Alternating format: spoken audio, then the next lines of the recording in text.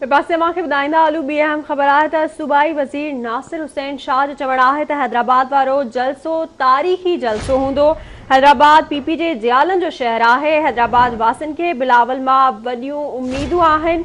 PDM जो हैदराबाद वारो जलसो कठपुतलियुनि ख़िलाफ़ रेफरेंडम साबित थींदो। अहम ख़बर ते पहुचाई पिया। सूबाई वज़ीर नासिर हुसैन शाह जो चवणु आहे त हैदराबाद वारो जलसो तारीख़ी हूंदो। हैदराबाद पीपी जे जियालनि जो शहर आहे। हैदराबाद वासियुनि खे बिलावल मां वॾियूं उम्मीदूं आहिनि।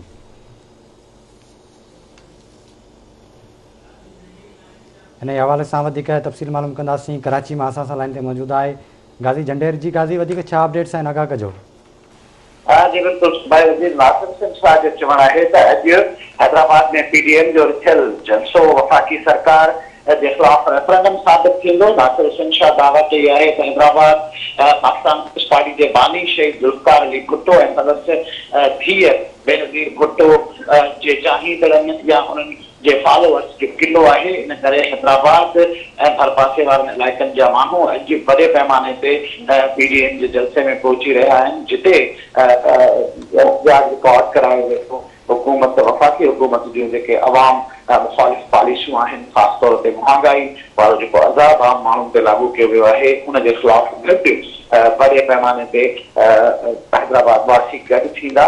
नासिर हुसैन शाह जो इहो चवणु आहे त हीउ जेको पीडीएम वारो जलसो आहे इहो सियासी हवाले सां तारीख़ी जलसो साबित थींदो ऐं हैदराबाद वारे जलसो वफ़ाक़ी हुकूमत में वेठल कठपुतलियुनि खे इहो पैगाम ॾींदो त हाणे उन्हनि जो दौरु ख़तमु थी चुको आहे। नासिर हुसैन शाह जो चवणु आहे त वफ़ाक़ी सरकार सिंध खे मुसलसल नाणे जी विच में नज़रअंदाज़ करे रही आहे।